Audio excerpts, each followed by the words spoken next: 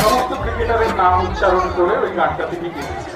শেষে গিয়েছেন ধোনির কাছে। এখানে ক্রিকেটারের গাওয়া প্রশ্ন হচ্ছে কোন উপলক্ষে তিনি এই গানটা গিয়েছেন।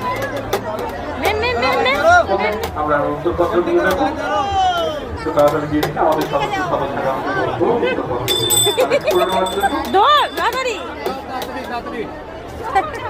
বক্তৃতা দলের কাছ থেকে